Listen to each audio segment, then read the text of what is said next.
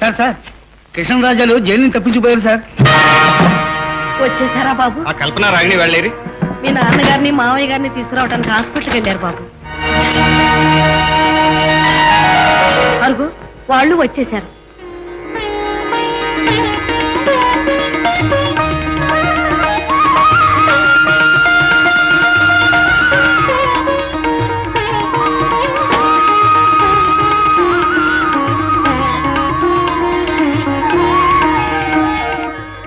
ఏమండి అబ్బాయింది చూడండి.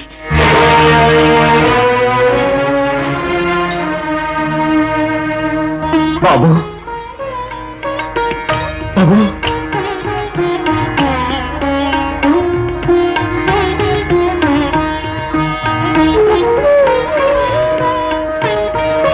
నాన్న బాబు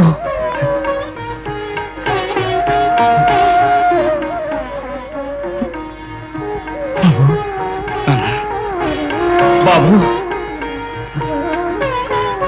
బాబు నాన్న నాన్న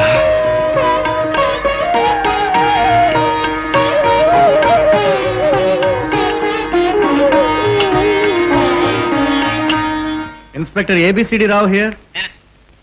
జైలు నుంచి ఖైదీ నెంబర్ 108, 109 కిషన్ రాజాలు తప్పించుకున్నారు. Is it? వాళ్ళు ఎక్కడున్నా సరే మీరు వెంటనే పట్టుకుని అరెస్ట్ చేయండి. Yes sir. సిల్లీ చెప్పండి, ఇప్పుడు మమ్మల్ని ఏం చేయమంటారో చెప్పండి. మీకు జరిగిన అన్యాయానికి ఎలా ప్రతీకారం తీర్చుకోమంటారో చెప్పండి. మనం తీర్చుకోవాల్సింది ప్రతీకారం కాదు, వాస్తవాలు న్యాయస్థానానికి తెలియపరచడం. న్యాయస్థానం ఏం తీర్పిస్తుందో వేచి చూద్దాం. ఇచ్చిందిగా తీర్పు, చేయని నేరానికి 14 సంవత్సరాలు కఠిన కారాగార శిక్ష అనుభవించమని. నిజమే, నేను నేరం చేయలేదని, ఏ నేరానికి మాకు శిక్ష విధించారో వాళ్ళు బ్రతికే ఉన్నారని, మేము అన్యాయంగా శిక్ష అనుభవించామని న్యాయస్థానానికి తెలియాలిగా. తెలిస్తే న్యాయస్థానం ఏం చేస్తుంది? జరిగిపోయిన 14 సంవత్సరాలు తిరిగి తీసుకొచ్చి మీ చేతిలో పెడుతుందా? మీరు దూరం చేసుకున్న మీ భార్యాబిడ్డల ప్రేమానుబంధాలని, పశ్చరణలో మేము పోగొట్టుకున్న ఆప్యాయతను పట్టి తెచ్చి మన గుండెల్లో పోస్తుందా? చనిపోయిన నా తల్లిని ప్రాణాలతో తిరిగి తీసుకొస్తుందా? కూలిపోయిన నా తల్లి ఆవేదనను తిరిగిస్తుందా? చెప్పండి. నిజమే, అవేమీ ఇవ్వలేదు. అలాగని కత్తి కట్టి మీరు వాళ్ళని చంపితే జీవితంలో మేమేమేం పోగొట్టుకున్నామో అవన్నీ మీరు పోగొట్టుకుంటారు. పోతే పోనివ్వండి, మా భవిష్యత్ ఏదో అవుతుందని, మేము నాశనం అయిపోతామని మీకు జరిగిన అన్యాయం తెలిసి నోరు మూసి కూర్చోవడం మా వాళ్ళు కాదు. వాళ్ళని చుట్టుపట్టుకుని లాక్కొచ్చి మీ కాళ్ళ మీద పడేస్తాం. వాళ్ళని క్షమిస్తారో శిక్షిస్తారో మీ ఇష్టం. ఆవేశపడొద్దు. మీ వయసులో వీళ్ళు కూడా ఇలాగే దూకారు. ఫలితం చెట్టుకొకళ్ళం పుట్టుకొకళ్ళం అయ్యాం. మళ్ళీ ఆ స్థితి రానివ్వకండి. పెద్దవాళ్ళు చెప్పినట్టు చేయండి. పెద్దవాళ్ళు చెప్పినట్టు చేయండి. అది చెప్పడానికి జైలు నుంచి తప్పించుకొచ్చారా? మిమ్మల్ని నమ్మటానికి వీల్లేదు. ఇప్పుడే పోలీసులు ఫోన్ చేశారు. ఆ పని చేస్తే యమధర్మరాజును పిలిపిస్తాం మీ ప్రాణాలు పట్టుకోవడానికి. జాగ్రత్త. పెద్ద మనుషులని వాస్తవాలు తెలుసుకుని న్యాయం జరిపిస్తారని వస్తే అన్యాయం చేస్తారా? సరే, నిజాన్ని ఎలా బయట పెట్టాలో అలాగే బయట పెట్టిస్తాం. అయితే ఆ ఇద్దరే ఈ ఇద్దరు అంటారు. అవునండి. సిల్లీ, ఒకే రూపంలో ఉన్నంత మాత్రాన వాళ్ళు వీళ్ళలా అవుతారు? లేదండి, లేదు. వాళ్ళు మమ్మల్ని చూడగానే భయపడ్డారు, మమ్మల్ని చంపడానికి ప్రయత్నించారు. కావాలంటే మీరు సిఐడీలను పెట్టండి, నిఘా వేయండి, నిజానిజాలు తెలుసుకోండి. మేము నిర్దోషులం అని చెప్పండి. Hello, what inspector? What you want? I want both of you. Both? Why? మీ పేర్లేమిటి? సత్యబాబు, రాంబాబు. సిల్లీ, మీ అసలు పేర్లు? అవే అసలు పేర్లు. మీ అమ్మ బాబు పెట్టిన పేర్లా?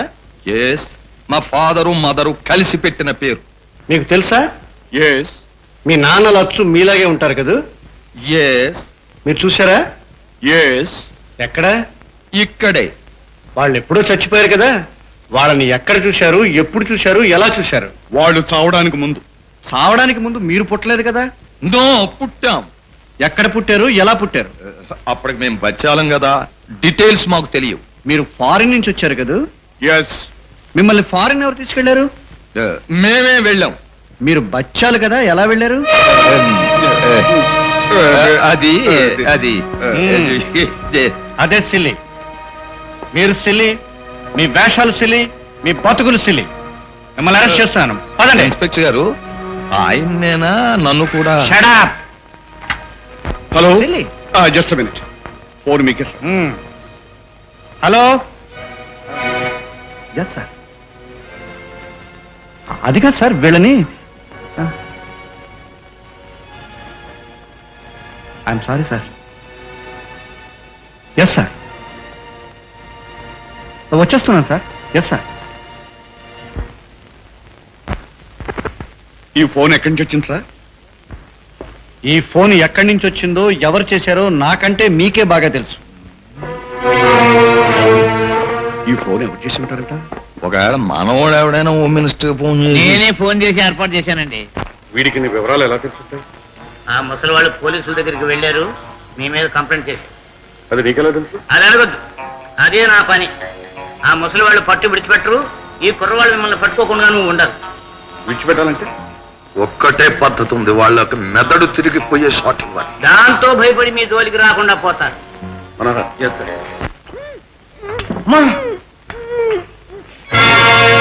ఏమిటమ్మా ఇదంతా? ఏం జరిగింది? బాబు, వాళ్ళు ఎవరో నాకు తెలియదు బాబు. వాళ్ళు వచ్చి జానకమ్మను బలవంతంగా లాక్కెళ్ళారు.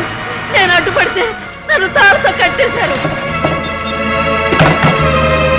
ఎవరు వాళ్ళు?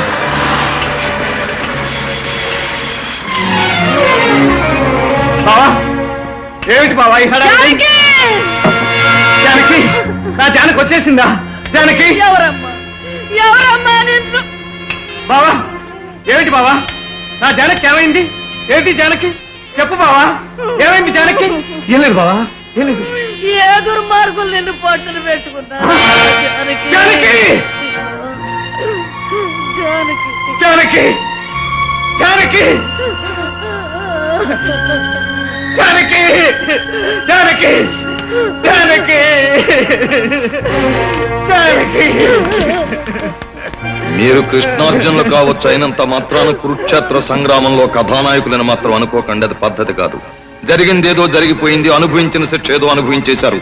మీరు అనుభవించిన శిక్ష తిరిగి తీసుకునేది కాదు, పోయిన 14 సంవత్సరాలు తిరిగి వచ్చేవి కావు. మమ్మల్ని ప్రభుత్వానికి పట్టి వాళ్ళని మీరు చేసే ప్రయత్నానికి ఇది తొలి కానుక. ఇప్పటికైనా మీ ప్రయత్నాలు ఆపండి. ఇంతకు మించి ఒక్క అడుగు ముందుకు వేసే ప్రయత్నం చేశారో మా దగ్గర రాగిణి, కల్పన ఇద్దరు ఉన్నారు.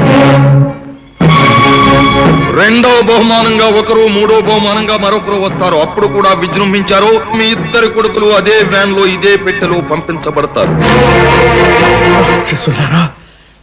ఎంతకు తెగించారా? ఎవరు? ఎవరు బావా? వాళ్ళే బావా.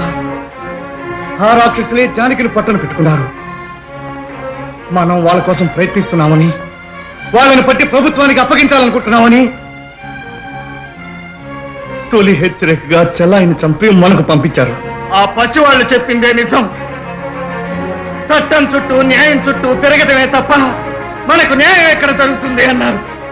వాళ్ళని తీసుకొచ్చి మీ కాళ్ళ మీద పడేస్తాం, శిక్షిస్తారో క్షమిస్తారో మీ ఇష్టం అన్నారు. మన తెలివి తక్కువతనం, మన పిచ్చితనం, మన పెద్దరికం వాళ్ళ కాళ్ళని చేతుల్ని కట్టేశాయి. What happened? రండి ఇన్స్పెక్టర్, రండి. What happened? ఏం జరిగింది? ఏం జరిగితే మాత్రం మీరేం చేస్తారు ఇన్స్పెక్టర్? ఏదైనా జరిగిన తర్వాతగా మీరు వచ్చేది. సిల్లీ, ఏం జరిగిందో చెప్పండి. నేను గుడ్డివాణ్ణి, కళ్ళ ముందే ఉందో చూడలేను. మీ చట్టం కూడా గుడ్డిదా ఇన్స్పెక్టర్? కళ్ళ ముందే ఉందో చూడలేరా? చూడండి, అదిగో నా చెల్లెలి శవం, ఇదిలో ఉత్తరం. చెప్పండి మీ సమాధానం.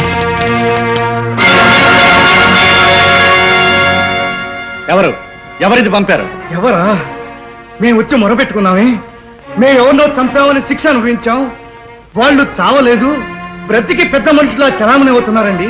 వాళ్ళని పట్టుకుని శిక్షించండి అని చెప్పామే. ఆ పెద్ద మనుషులేనండి, ఆ రాక్షసులేనండి. ఇన్స్పెక్టర్, చేయని నేరానికి 14 సంవత్సరాలు శిక్ష అనుభవించాం. ఆ నేరం మేము చేయలేదు అని మీకు చెప్పినందుకు ఇప్పుడు ఈ శిక్ష అనుభవిస్తున్నాం. ఈ శిక్ష విధించారని మళ్ళీ మీతో మొరపెట్టుకుంటే రేపు ఇంకేం శిక్ష అనుభవించాలో దీనికి అంతం లేదా ఇన్స్పెక్టర్? అంతం ఎక్కడుంది? పట్టుకోవడానికి పోలీసులు ఉన్నారు, విడిపించడానికి న్యాయవాదులు ఉన్నారు, శిక్షించడానికి పోలీస్ స్టేషన్లు ఉన్నాయి, రక్షించడానికి కోర్టులు ఉన్నాయి, ఆపై సిఫార్సులు ఉన్నాయి. ఇక మనం ఏ కోర్టుకి సమాధానం చెప్పవలసిన అవసరం లేదు. మన ప్రశ్నలకు మనమే సమాధానం చెప్పుకుందాం. వాళ్ళను చంపి ఇదే మన సమాధానం. సమాధానం అందాం. No no you should not take law in your hands. చట్టాన్ని మీ చేతుల్లోకి తీసుకోకూడదు. ఈ కేసును నా చేతుల్లోకి తీసుకుంటాను. నా కళ్ళెదుట శవం ఉంది, చేతిలో సాక్ష్యం ఉంది. ఈ నేరం చేసిన వాళ్ళని కనుక్కొని వాళ్ళని పట్టుకొని జైలుకి పంపిస్తాను. It is my responsibility. నన్ను నమ్మండి ప్లీజ్, నాతో రండి.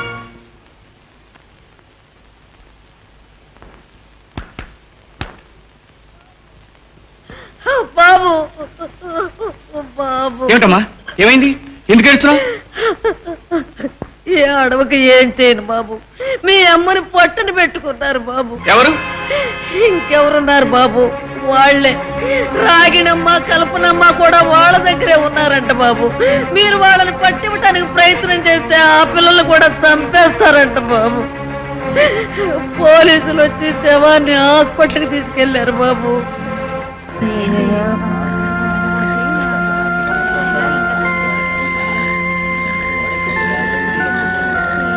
ఏం డాక్టర్, ఏం తెలియదు? ఆమెనెవరూ చంపలేదు, సహజంగానే గుండె జబ్బు వల్ల చనిపోయింది. డాక్టర్, ఇన్స్పెక్టర్, న్యాయాన్ని రక్షించాల్సిన మీరు వాళ్ళతోనే చేతులు కలుపుతున్నారు. ప్రాణాలు కాపాడవలసిన మీరు వాళ్ళతోనే చేతులు కలుపుతున్నారు. మాకొచ్చిన రిపోర్ట్లు అలా ఉన్నాయి, మమ్మల్ని ఏం చేయమంటారు? రిపోర్టులు చేతిలోంచి డబ్బు జేబులోకి వెళ్తే మీరు రాసే నోటే మారిపోతుంది, దాని రాతే మారిపోతుంది. బలవంతంగా చంపినట్లు ఆమె మడి మీద గుర్తులున్నాయి. దారుణంగా చనిపోయినట్టు ఆమె కళ్ళు చెబుతున్నాయి. గొంతు చించుకుని అరిచినా నన్ను కాపాడడానికి ఎవరూ రాలేదని ఆమె నాలుగు చెప్తోంది. అయినా ఆమె సహజంగానే చనిపోయిందని మీరు అంటున్నారు. డాక్టర్, మిమ్మల్ని ప్రభుత్వం క్షమించచ్చు, భగవంతుడు క్షమించచ్చు, కానీ కానీ నేను మాత్రం మిమ్మల్ని క్షమించను. ఏమిటి నీ పిచ్చితనం?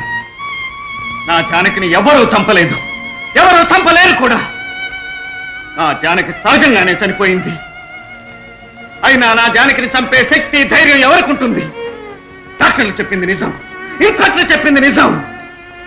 నా జానకి సహజంగానే చనిపోయింది. నా జానకి పేరు బలమే అంత గొప్పది. ఆనాడు ఆ జానకి 14 సంవత్సరాలు వనవాసం చేసింది. ఈనాడు ఈ జానకి నా కోసం ఎదురు చూసి చూసి తృప్తిగా నా చేతుల్లో కళ్ళు మూసింది. కాదు బావా, ఇది అంతం కాని అరాచకం, స్వార్థపరులు అమాయకుల మీద జరుపుతున్న దౌర్జన్యం. దీనికి భరతవాక్యం పలకాల్సిందే. అందుకే మా చెల్లెల్ని మరొక డాక్టర్ దగ్గరికి తీసుకెళ్దాం. వీళ్ళు చెప్పింది అబద్ధం నిరూపిద్దాం. మరో డాక్టర్ దగ్గరకా? దేనికి బావా? చెయ్యని నేరానికి చిత్రహింసలు పెట్టి వాళ్ళు చంపారు. చచ్చిన శవాన్ని ముక్కలు ముక్కలు చేసి వీళ్ళు చిత్రహింసలు పెట్టారు. మళ్ళీ ఈ శవాన్ని ముక్కలు ముక్కలు చేయించమంటావా? వద్దు బావా, నా జానకిని నా చేతితోనే దహనం చేయాలి. దానికి ఏర్పాట్లు చేయి. అలాగే బావా. డాక్టర్ గారు వచ్చి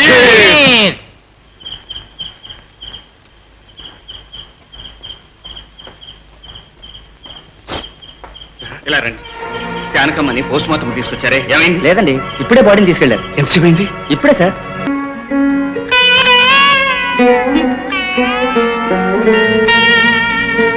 ఆగండి, ఇక్కడ ఎవరు ఉండాలి వీలేదు, పోండి. చేయండి. దేనికి? ఎవరు బావా? పోలీసులా? దేనికి అరెస్ట్ చేస్తారు? అదే అడుగుతున్నాను. దేనికి దేనికి మమ్మల్ని అరెస్ట్ చేస్తారు? దేనిక? పెద్ద మనుషులైన రాంబాబు, సత్యబాబులను అనుమానించి వాళ్లే ఈమెను చంపారని దుష్ప్రచారం చేసినందుకు మిమ్మల్ని అరెస్ట్ చేస్తున్నారు. దుష్ప్రచారం కాదు, నిజం. అది ముమ్మాటికి నిజం. నిజమో అబద్ధమో అది ఇక్కడ కాదు, వచ్చి కోర్టులో తేల్చుకోండి. రండి. వస్తాం. మీరు ప్రజల పాలిట దేవుళ్ళు కాదు, ఉన్న వాళ్ళ పాలేళ్ళు. మీ కూలి కిట్టడం కోసం ఎంతటి దౌర్భాగ్యానికైనా తెలియజేస్తారు. ఎన్ని దారుణాలైనా చేస్తారు. మీ అంతు చూడండి నిద్రపోను. బావా, ఆవేశపడకు. జరగవలసింది జరిగిపోయింది. నా జానకి ఎలాగూ తిరిగి రాదు. ఈ చివరి కార్యక్రమం అయినా తృప్తిగా జరగనివ్వు. అయ్యా, ఈ దహన సంస్కారాలు కానివ్వండి. ఆ తర్వాత మీరు ఎక్కడికి రమ్మంటే అక్కడికి వస్తాం. నో, వీల్లేదు. పట్టుకోండి, రండి.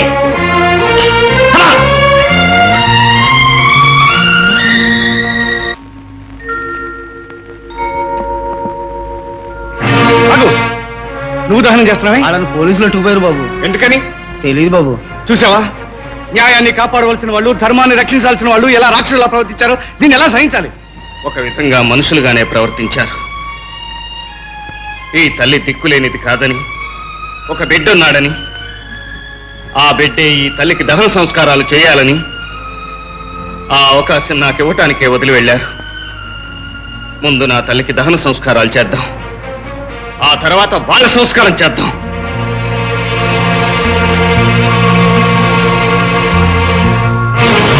అడుగు సార్. మానవత్వపు విలువలు కాపాడటం కోసం ఒకనాడు రావరావణ యుద్ధం జరిగింది. ధర్మ సంస్థాపనకు కురుక్షేత్ర యుద్ధం జరిగింది. ఏనాడు ఏ యుద్ధం జరిగినా ఒక మార్పు కోసమే జరిగింది. ఈనాడు మనం చేసే యుద్ధం కొత్త మార్పు తెచ్చి తీరాలి. న్యాయస్థానం ఉన్నది మనం రాసుకున్న చట్టాలను కాపాడటానికి కాదని, ఆ చట్టాలు ప్రజల్ని కాపాడడానికే ఉపయోగపడాలని, పోలీసు వ్యవస్థకి ఎవరు ముందు ఫిర్యాదు చేస్తే వాడు నిర్దోషని, చేయబడ్డవాడు దోషి అనే సిద్ధాంతానికి స్వస్తి చెప్పాలని, తప్పుడు సాక్ష్యాలు నమ్మి శిక్ష వేసే కోర్టు ఆఫ్ లా మాకు అక్కర్లేదని, వాస్తవాలు, యథార్థాలు, అసాధ్యాలు సాధ్యాలవుతున్న కోర్ట్ ఆఫ్ జస్టిస్ మాకు కావాలని పోరాడతాం. అంతవరకు మిత్రత్వం. ఈనాటి ఈ వ్యవస్థపై ఇదే మా యుద్ధం. సార్ వాళ్ళు వెళ్ళిపోతున్నారండి. వెళ్ళని. అదేమిటి సార్? అదంతే. అసలైన నేరస్తుల్ని చట్టం నుంచి కాపాడడానికి పెద్ద పెద్ద వాళ్ళ సిఫార్సులుంటాయి.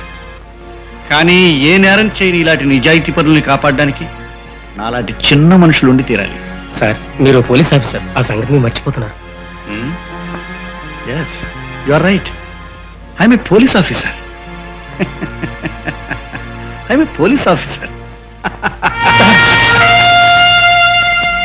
I'm a police officer. I'm a police officer. ఏమిటి sir? I'm not a police officer. You can arrest me.